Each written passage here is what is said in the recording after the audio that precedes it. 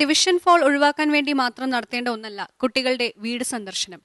Government vocational higher secondary school മക്രപ്പറമ്പിലെ അധ്യാപകർ SSLC പരീക്ഷയ്ക്ക് മുൻപായി വിദ്യാർത്ഥികളുടെ വീട് സന്ദർശിക്കുകയും രക്ഷിതാക്കൾക്ക് ആവശ്യമായ മാർഗനിർദ്ദേശങ്ങൾ നൽകുകയും ചെയ്യുന്നു. മലപ്പുറം ജില്ലയിലെ government vocational higher secondary school മക്രപ്പറമ്പിലെ അധ്യാപകർ നടത്തുന്ന ഈ വീട് സന്ദർശനത്തിനെക്കുറിച്ച് കൂടുതൽ മനസ്സിലാക്കാം. സ്വാഗതം ചെയ്യാം government vocational higher secondary school മക്രപ്പറമ്പിനെ ഹരിത വിദ്യാലയത്തിന്റെ ഈ വേദിയിലേക്ക്.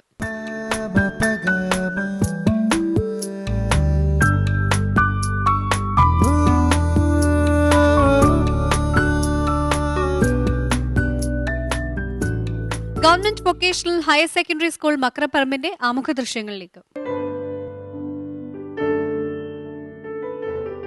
മലപ്പുറം ജില്ലയിലെ Makkaraparamba government vocational higher secondary school സ്ഥാപിതമായത് 1968-ലാണ്.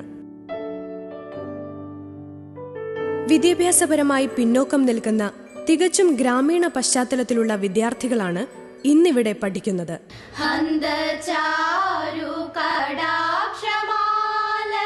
SSLC വിജയ ശതമാനത്തിൽ വളരെ പിന്നിലായിരുന്ന ഒരു കാലഘട്ടം ഈ വിദ്യാലയത്തിനുണ്ടായിരുന്നു.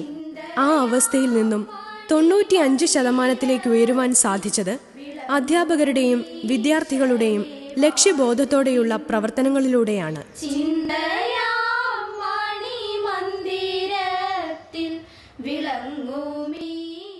നിങ്ങളുടെ സ്കൂളിൽ നിന്നോട് അവതരിപ്പിക്കുന്ന മികവിന്റെ മാതൃകകൾ ഏതൊക്കെയാണ്? മാതൃകാ പ്രവർത്തനങ്ങളുമായി ബന്ധപ്പെട്ട് ഞങ്ങളുടെ സ്കൂൾ അക്കാദമിക മികവിനോടൊപ്പം തന്നെ സാങ്കേതിക മികവ്, പഠനാനുബന്ധ പ്രവർത്തനങ്ങൾ, സമൂഹത്തിനുണ്ടാക്കിയ നേട്ടങ്ങൾ എന്നീ മേഖലകളാണ് ഇവിടെ അവതരിപ്പിക്കുന്നത്. ഇനി സ്കൂൾ പ്രതിനിധികളും ജൂറി അംഗങ്ങളുമായുള്ള ആശയവിനിമയമാണ്. നിങ്ങളുടെ ശക്തി മേഖലകളിലൊന്നായി നിങ്ങൾ തിരഞ്ഞെടുത്തിരിക്കുന്ന പഠനാനുബന്ധ പ്രവർത്തനങ്ങളാണ്. എനിക്കൊരു സംശയം, മറ്റ് പല സ്കൂളുകളെയും അപേക്ഷിച്ച് ചലച്ചിത്ര പ്രദർശനങ്ങളൊന്നും നടത്തിയിട്ടില്ലേ നിങ്ങളുടെ സ്കൂളിൽ? സർ, പറയാൻ വിട്ടുപോയതാണ്. ഞങ്ങളുടെ സ്കൂളിൽ ഒരു ഫിലിം ക്ലബ്ബ് തന്നെയുണ്ട്.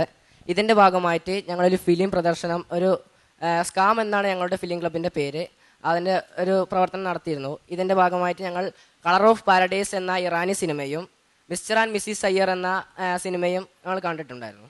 ഈ 2 സിനിമകളാണ് പ്രദർശിപ്പിച്ചിട്ടുള്ളത് ഈ വർഷം. കൂടാതെ ആ ഫിലിം ക്ലബിന്റെ ഉദ്ഘാടനം മധു ജനാർദ്ദനൻ എന്ന ഒരു സിനിമയിൽ പ്രവർത്തിക്കുന്ന ഒരാള്, ആ സിനിമയിൽ അദ്ദേഹം എന്തിനാണ് പ്രവർത്തിക്കുന്നത്? മധു ജനാർദ്ദനൻ അത് ഈ സിനിമയുടെ ഛായാഗ്രാഹകനാണ്. അദ്ദേഹം സിനിമയുടെ ഉള്ളറകളിലേക്ക് ഞങ്ങളെ കൂടുതൽ കൊണ്ടുപോവുകയും അതിനെക്കുറിച്ച് വിവരിച്ചു തരികയൊക്കെ ചെയ്തിട്ടുണ്ട്. അതുപോലെ സ്കൂളിൽ നിന്ന് മാഗസിൻസ് ഒന്നും ഒന്ന് മാത്രമാണല്ലേ പ്രിന്റ് ചെയ്തിട്ടുള്ളത്? മാഗസീനുകൾ പ്രിന്റ് ചെയ്തിട്ടുള്ളത് ഒന്നാണ്. പിന്നെ കുറേ മാഗസീനുകൾ ഉള്ളതൊക്കെ കയ്യെഴുത്ത് മാസികകളാണ്. ഓരോ ക്ലബിൻ്റെ അടിസ്ഥാനത്തിലും ക്ലാസ് അടിസ്ഥാനത്തിലും മത്സരത്തിലൊക്കെ ഞങ്ങൾ മാഗസീനുകൾ തയ്യാറാക്കാറുണ്ട്. നമുക്കിവിടെ തന്നിക്കുന്ന റിപ്പോർട്ട് അനുസരിച്ച് ഈ അച്ചടിച്ച് പ്രസിദ്ധീകരിച്ചിട്ടുള്ള മാസികകൾ 1, 2 വർഷത്തിനിടയിൽ സ്കൂൾ തയ്യാറാക്കിയിട്ടുള്ള കയ്യെഴുത്ത് മാസികകൾ 150. അതൊഴിവാക്കിയാൽ പിന്നെ എല്ലാം 0 എന്നാണ് കൊടുത്തിരിക്കുന്നത്. പഠനാനുബന്ധ പ്രവർത്തനം എന്ന നിലയിൽ സ്കൂൾ നടപ്പിലാക്കി വരുന്ന പ്രത്യേക പ്രോജക്റ്റുകൾ പോലും 0. എന്താണ് ഷാഹിന ഇതിനെപ്പറ്റി പറയാനുള്ളത്? മാസിക തയ്യാറാക്കിയിട്ടുണ്ട്, കയ്യെഴുത്ത് മാസിക തയ്യാറാക്കിയിട്ടുണ്ട്, മറ്റ് പ്രോജക്റ്റുകളൊക്കെ ഞങ്ങൾ നടത്താറുണ്ട്. എനിക്ക് അധ്യാപകരോടാണ് ചോദിക്കാനുള്ളത്. ആർക്കും ഉത്തരം പറയാം. ഞാൻ ഒരാളോട് പ്രത്യേകിച്ച് ചോദിച്ചു എന്ന് ഒരു വിഷമം വേണ്ട, അതുകൊണ്ട് ആർക്കും ഉത്തരം പറയാവുന്നതാണ്. ഞാനിങ്ങനെ ഇരിക്കുമ്പോൾ ഒരു കാര്യം ഇങ്ങനെ സങ്കല്പിക്കുകയായിരുന്നു. ഞാൻ ഇനി പറയാൻ പോകുന്ന കുറച്ച് പേര്, അവർക്ക് എല്ലാം സമപ്രായം, അവരെല്ലാം ഒരു ക്ലാസ്സിൽ പഠിക്കുന്നു. അതിൽ നിന്ന് ഏറ്റവും നല്ല ഒരു മിടുക്കനെ തിരഞ്ഞെടുക്കണം. അതെങ്ങനെയാണ് തിരഞ്ഞെടുക്കുക എന്നാലോചിച്ചിട്ട് എനിക്ക് ഒരു സ്വസ്ഥതയുമില്ല. അതാണ് ഞാൻ നിങ്ങളുമായിട്ട് പങ്കുവെക്കുന്നത്. ഈ ഒന്നിച്ച് പഠിക്കുന്ന ആരൊക്കെയാണെന്നറിയോ? സച്ചിൻ തെണ്ടുൽക്കർ, APJ അബ്ദുൽ കലാം, യേശുദാസ്, മോഹൻലാൽ. ഇവരിൽ ഏറ്റവും മിടുക്കനായ ഒരാളെ എങ്ങനെ കണ്ടുപിടിക്കും? ഇവരൊക്കെ തന്നെ വ്യത്യസ്ത മേഖലയിൽ പ്രാഗൽഭ്യം പുലർത്തുന്നവരാണ്. അപ്പം നമുക്ക് അവരുടെ വ്യത്യസ്ത കഴിവുകളാണുള്ളവർ. ഒരാൾക്കുള്ള കഴിവ് APJ അബ്ദുൽ കലാം സാറിനുള്ള കഴിവ് ഒരുപക്ഷെ മോഹൻലാൽ ഉണ്ടായിരിക്കില്ല, അദ്ദേഹത്തിനുള്ള കഴിവ് സച്ചിൻ ടെണ്ടുൽക്കർ ഉണ്ടാകില്ല. അപ്പോൾ വ്യത്യസ്ത കഴിവുകൾ ഉണ്ടാകുമ്പോൾ ആ കഴിവിനെയാണ് നമ്മൾ വിലയിരുത്തേണ്ടത്. ഇതിൽ നിന്ന് ആരെന്നുള്ളതല്ല, അവരുടെ കഴിവുകളെ നമ്മൾ വേർതിരിച്ചാണ് തിരിച്ചറിയേണ്ടത്. ശരി, അങ്ങനെയാണെങ്കിൽ മാഷെ നിങ്ങൾ പറഞ്ഞതിനോട് എനിക്ക് വിയോജിപ്പില്ല. പക്ഷേ എനിക്ക് പിന്നെയും സംശയം വരുന്നു. നമ്മൾ മാഷുമാർക്ക് സംശയം കൂടുതലെന്നാണ് ആളുകൾ കളിയാക്കുക. അപ്പോൾ പിന്നെയും സംശയം വരുന്നത് എന്താണെന്ന് വെച്ചാൽ, അങ്ങനെയാണെങ്കിൽ നമ്മളൊരു ക്ലാസ്സിൽ ഈ 40 കുട്ടികളില്ലേ, 40 കുട്ടികൾക്ക് 40 തരം കഴിവുകളല്ലേ ഉണ്ടാകുക. ഇവർക്ക് എല്ലാം കൂടി നമ്മൾ പൊതുവായിട്ട് ഒരു ചോദ്യക്കടലാസ് കൊടുക്കുന്നത് ശരിയാണോ? ഞങ്ങൾ പരീക്ഷ പൊതുവെ ചോദ്യക്കടലാസും എല്ലാ കുട്ടികൾക്കും ഒരുപോലെ വരുന്നുണ്ട്. ഞങ്ങൾ ഈ കുട്ടികളെ തയ്യാറാക്കും, വ്യത്യസ്ത കഴിവുള്ള കുട്ടികളെ ഞങ്ങൾ തരംതിരിച്ച് കണ്ടെത്തലുണ്ട്.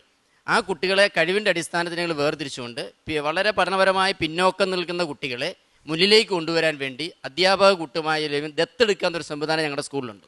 അപ്പം അങ്ങനെ, അതായത് ഓരോ വിദ്യാഭ്യാസപരമായി വളരെ പിന്നോക്കം നിൽക്കുന്ന കുട്ടികളെ അവരറിയാതെ തന്നെ മറ്റു സഹപാഠികളോടൊക്കെ അന്വേഷിച്ചിട്ടും ഞങ്ങളുടെ കണ്ടെത്തലുള്ളവരെ കണ്ടെത്തും.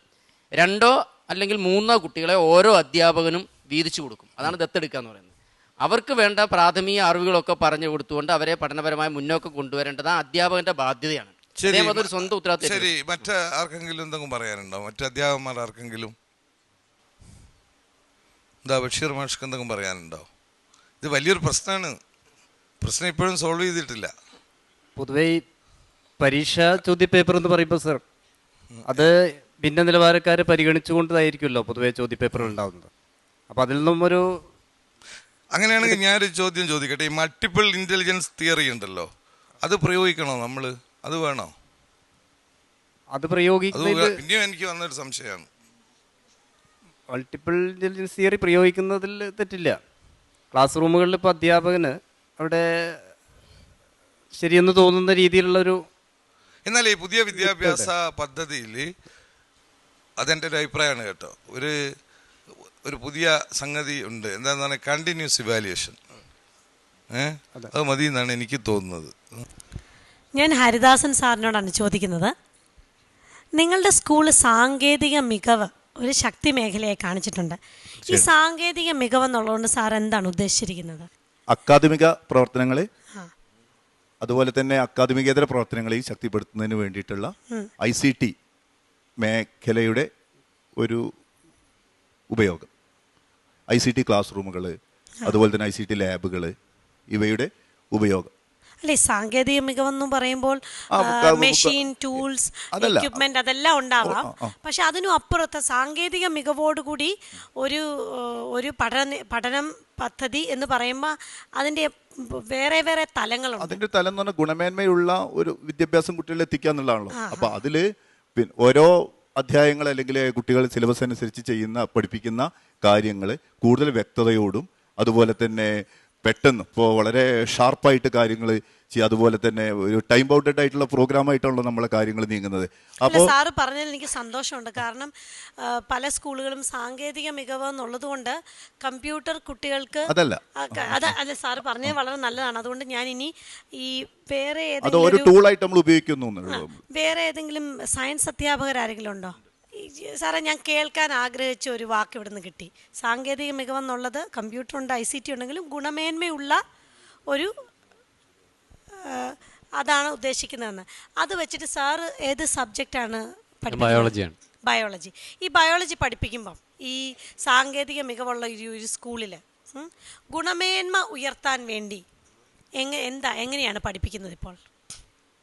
അത് ICT സ്മാർട്ട് റൂം ഒക്കെ ഉപയോഗിച്ചിട്ടാവാം. എന്നാലും ഗുണമേന്മ ഉറപ്പുവരുത്താൻ വേണ്ടി എന്താണ് ചെയ്യുന്നത്? ഗുണമേന്മ ഉറപ്പുവരുത്തുക എന്ന് ഉദ്ദേശിക്കുന്നത്, ഇപ്പോൾ നമ്മൾ മൈക്രോസ്കോപ്പിലൂടെ ഒരു കോശത്തെ നിരീക്ഷിച്ചാൽ അതിൻ്റെ എല്ലാ കോശാംഗങ്ങളും സാധാരണ മൈക്രോസ്കോപ്പിലൂടെ നമുക്ക് കാണാൻ കഴിയില്ല. എന്നാൽ നമ്മളൊരു പ്രസൻറ്റേഷൻ സ്ലൈഡ് ഉപയോഗിച്ച് കോശത്തിൻ്റെ ഘടന, വിവിധ കോശാംഗങ്ങൾ, ഇവയൊക്കെ കുട്ടികൾക്ക് കാണിച്ചു കൊടുക്കുമ്പോൾ അവർക്കൊരു ദൃശ്യ ശ്രവ്യ അനുഭവമാണ് ഉണ്ടാകുന്നത്. അതൊരു പുത്തൻ ഉണർവ് കുട്ടികളിൽ ഉണ്ടാക്കുന്നുണ്ട്. ഇപ്പം മാഷ് പറഞ്ഞതും ദൃശ്യശ്രാവ്യം കാണിച്ചിട്ട് അവിടെ നിന്നുപോയില്ലേ? അത് കഴിഞ്ഞിട്ടും കോശം പിന്നെ, അതായത് പിന്നെ കോശമർമ്മത്തിലുള്ളപ്പോൾ ഒരു DNA കുറിച്ച് വളരെ സങ്കീർണ ഘടനയുള്ള ഒരു തന്മാത്രയാണ്. അപ്പോൾ അതിൻ്റെ ആനിമേഷൻ ആയിട്ടുള്ള ചിത്രങ്ങളും അതുപോലെ തന്നെ അതിൻ്റെ ഘടനയും ഒക്കെ കുട്ടികളിലേക്ക് എത്തിക്കുക എന്ന് പറഞ്ഞാൽ ശരിക്കും പ്രയാസമുള്ള ഒരു സംഗതിയാണ്. നമ്മൾ പഠിപ്പിച്ച് സാധാരണ രീതിയിലുള്ള ഓറലായിട്ട് പഠിപ്പിക്കുകയാണെങ്കിലോ അല്ലെങ്കിൽ ചിത്രങ്ങൾ കാണിച്ചാലോ കുട്ടികൾക്ക് മനസ്സിലായിക്കൊള്ളണം എന്നില്ല. എന്നാൽ ഞാൻ ഇത്രയും പറഞ്ഞുകൊണ്ട് ചോദിക്കാണ്, മാഷ് ഇപ്പം കോശം കാണിച്ചു, DNA പറ്റി സംസാരിച്ചു.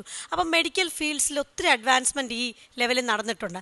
അതിനെപ്പറ്റി ഒന്ന് മെൻഷൻ ചെയ്യാനോ എന്തെങ്കിലും ആ രീതിയിലൊന്ന് കണക്ട് ചെയ്യാൻ ശ്രമിക്കാറുണ്ടോ? അതൊക്കെ ഒരു സാങ്കേതിക മികവ് എന്ന് പറയുന്നത്. അങ്ങനെ ചെയ്യാൻ ശ്രമിക്കാറുണ്ടോ? മെഡിക്കൽ ഫീൽഡിലുള്ള ശരിക്കും അല്ല, ഞാൻ ഒരു ഉദാഹരണം ചോദിച്ചതാണ്. ഇപ്പം DNA വരെ പറഞ്ഞ് നിർത്തിക്കൊണ്ട് ചോദിച്ചതാണ്. അങ്ങനെ പറയുമ്പോൾ കുട്ടികൾക്ക് റിലേറ്റ് ചെയ്യാൻ പറ്റുമല്ലോ. ശരിക്കും അതുമായി ക്ലബ്ബ് പ്രവർത്തനങ്ങളുമായിട്ട് ബന്ധപ്പെടുത്തി ഈ ഹ്യൂമൻ ജീനോം പ്രോജക്റ്റ് പോലെയുള്ള കാര്യങ്ങളൊക്കെ ഞങ്ങൾ സയൻസ് ക്ലബിന്റെ ബുള്ളറ്റിൻ ബോർഡുകളിൽ പ്രദർശിപ്പിക്കാറുണ്ട്. പിന്നെ മനുഷ്യന്റെ ജനിതക രഹസ്യം ഉൾപ്പെടെയുള്ള കാര്യങ്ങൾ. അപ്പോൾ കുറച്ചുകൂടി ഒരു റെഫറൻസിലൂടെ കുറച്ചുകൂടി പിന്നെ കാര്യങ്ങൾ കിട്ടും. ലൈബ്രറിയിൽ റെഫറൻസിനുള്ള പുസ്തകങ്ങൾ ലഭ്യമാണ്. സഫിയ ടീച്ചർ എന്താ പഠിപ്പിക്കുന്നത്? പ്രവൃത്തി പരിചയം. എല്ലാ കുട്ടികളും പ്രവൃത്തി പരിചയ ക്ലാസ്സിൽ വരാറുണ്ടോ? എല്ലാ 8ാം ക്ലാസ് മുതൽ വരുന്ന എല്ലാ ഡിവിഷനിലും എല്ലാ കുട്ടികളും. അതിനകത്ത് എത്രമാത്രം അവർ ശരിക്കും താല്പര്യം എടുക്കുന്നുണ്ട്? ഒരു സമയം പോക്കെന്നുള്ള നിലയ്ക്കാണോ? അല്ല, അതിലൂടെ അവർ ഏതെങ്കിലും ഒരു തൊഴിലിൽ ഏർപ്പെടാനുള്ള ഒരു വൈദഗ്ധ്യം നേടുന്നുണ്ടോ? ഉണ്ടോ? അപ്പോൾ ഈ പാസ്സായി പോകുന്നവരില്ലേ, നിങ്ങളുടെ സ്കൂളിൽ നിന്ന് പാസ്സാകുന്നവരില്ലേ എത്ര ശതമാനം പേര് ഉപരിവിദ്യാഭ്യാസത്തിന് പോകും? പകുതി പേര് പോവുമോ? പകുതിയിലധികം പേര് ഹയർ സെക്കൻഡറിയിലേക്ക് പോവുമോ? തീർച്ചയായിട്ടും പോകും. പഠിത്തം നിർത്തുന്നവർ എത്ര പേര് കാണും? 10ലെ പഠിത്തം നിർത്തുന്നവര് കുട്ടികൾ മലപ്പുറം ജില്ലയുടെ ഒരു വളരെ കുറച്ചുപേരെ പഠിത്തം നിർത്താറുള്ളൂ ഇല്ലേ? അപ്പോൾ പക്ഷെ 12 വരെ പഠിക്കും. അത് കഴിഞ്ഞ് പിന്നെ പഠിക്കാത്തൊരു ഒരുപാട് പേര് കാണും ഇല്ലേ? അവർക്ക് ഈ പ്രവൃത്തി പരിചയം ജീവിതത്തിൽ ഒരുപാട് മാറ്റങ്ങൾ അല്ല, അവർക്ക് ഈ പ്രവൃത്തി പരിചയ ക്ലാസ് കൊണ്ട് ഒരു ഉപജീവനം ഉണ്ടായതായിട്ട് അറിയാം. ഉപജീവനമായിട്ടും ഏതൊക്കെ സംഗതികളുണ്ട് അവര് ഉപജീവനം നേടിയിട്ടുള്ളത്? അവര് ടൈലറിംഗ് ഉണ്ട്, എംബ്രോയിഡറി ഉണ്ട്, പെയിന്റിംഗ് ഉണ്ട്. പെയിന്റിംഗ് ചെയ്തൊക്കെ ജീവിക്കുന്നവരുണ്ട് അല്ലേ? ശരി, താങ്ക് യു. നിങ്ങളെല്ലാം വളരെ ഗൗരവമായിട്ട് ഇതുപോലെ ഓരോരോ കാര്യങ്ങൾ ആസൂത്രണം ചെയ്ത് നടത്തുകയാണല്ലോ. ഇടയ്ക്ക് സ്കൂളിലെ പ്രവർത്തനങ്ങൾക്കിടയ്ക്ക് അല്പം ഒരു മാനസിക ഉല്ലാസമൊക്കെ വേണ്ടേ? അതിനുവേണ്ടി എന്തൊക്കെയാണ് സ്കൂളിൽ എന്തെല്ലാം കാര്യങ്ങളുണ്ട്? സ്കൂൾ റേഡിയോ ഉണ്ട് ഇന്റർവെൽ സമയത്ത്. അത് വരട്ടെ, അങ്ങനെ ഒരു പ്രോഗ്രാം പറഞ്ഞിരുന്നല്ലോ അല്ലേ? സ്കൂൾ റേഡിയോന്റെ ഉച്ച സമയത്ത് വിവിധ പരിപാടികൾ കുട്ടികൾ അവതരിപ്പിക്കും. അത് ക്ലാസ് റൂമിൽ ഇരുന്ന് അവർക്ക് കേൾക്കാം. എന്തൊക്കെ പരിപാടിയാണ്? അത് കഥ, കവിത, ലേഖനങ്ങൾ അങ്ങനത്തെ ഒക്കെ ഉണ്ട്. നിങ്ങളൊക്കെ അവതരിപ്പിക്കാറുണ്ടോ കഥ, കവിതയൊക്കെ? ഞാൻ ഇതുവരെ അവതരിപ്പിച്ചില്ല. അവിടെ അനില കവിത അവതരിപ്പിച്ചിട്ടുണ്ട്. കവിത അവതരിപ്പിച്ചോ? സ്വന്തം കവിതയാണോ? ONVയുടെ പാഥേ എന്നുള്ള കവിത ഒന്ന് ചൊല്ലി തുടങ്ങി. വേർപിരിയുവാൻ മാത്രമൊന്നിച്ചുകൂടി നാം വേദനകൾ പങ്കുവയ്ക്കുന്നു, കരളിലെഴുമീണങ്ങൾ ചുണ്ട് നുണയുന്നു, കവിതയുടെ ലഹരി നുകരുന്നു, കൊച്ചു സുഖദുഃഖമഞ്ചാടി മണികൾ ചേർത്തുവച്ച് പുല്ലാങ്കുഴി കളിക്കുന്നു, വിരിയുന്നു കൊഴിയുന്നു യാമങ്ങൾ, നമ്മളും പിരിയുന്നു യാത്ര തുടരുന്നു. നന്നായി കേട്ടോ, വളരെ നന്നായി. നിങ്ങളുടെ സ്കൂളിൽ അധ്യാപകരും വിദ്യാർത്ഥികളും തമ്മിലുള്ള ബന്ധത്തെക്കുറിച്ചൊന്ന് പറയാമോ? എനിക്ക് തോന്നിയിട്ടുള്ളത് വിദ്യാർത്ഥികൾക്ക് അധ്യാപകർ എന്ന് പറയുന്നത് ഒരു പേടി സ്വപ്നമാണ്. പക്ഷെ ഞങ്ങളുടെ സ്കൂളിൽ ഒരിക്കലും അങ്ങനെയല്ല. നമ്മുടെ അച്ഛനോടും അമ്മയോടും പറയുന്ന അതേ സ്വാതന്ത്ര്യത്തോടു കൂടി തന്നെ നമുക്ക് അധ്യാപകരോട് പറയാൻ സാധിക്കും. ടീച്ചർ ഒന്ന് പറയാം, വാസന്തി ടീച്ചർ. വിദ്യാർത്ഥി അങ്ങനെ ഒരു പ്രശ്നം തോന്നിയിട്ടില്ല. കുട്ടികൾക്ക് അങ്ങനെ ഒരു അധ്യാപകരെ പേടിയുണ്ടെന്നോ അങ്ങനെ തോന്നിയിട്ടില്ല. അവരെന്ത് പ്രശ്നം വന്ന് പറയണ്ട, ഏത് സമയത്തും വന്ന് പറയാറുണ്ട്. അവരുടെ കുടുംബ പ്രശ്നങ്ങൾ വരെ ഞങ്ങളോട് പറയാറുണ്ട്.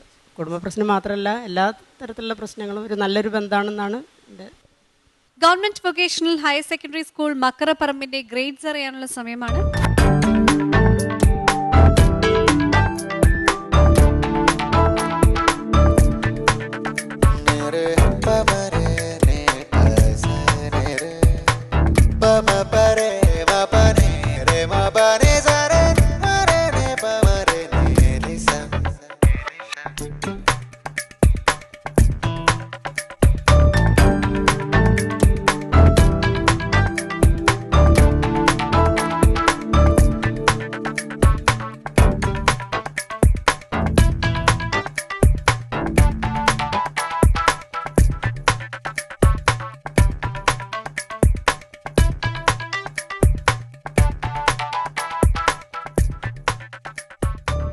Government vocational higher secondary school മക്രപ്പറമ്പയ്ക്ക് ജഡ്ജസ് നൽകിയിരിക്കുന്ന സ്കോർ 82.8 ഔട്ട് ഓഫ് 100.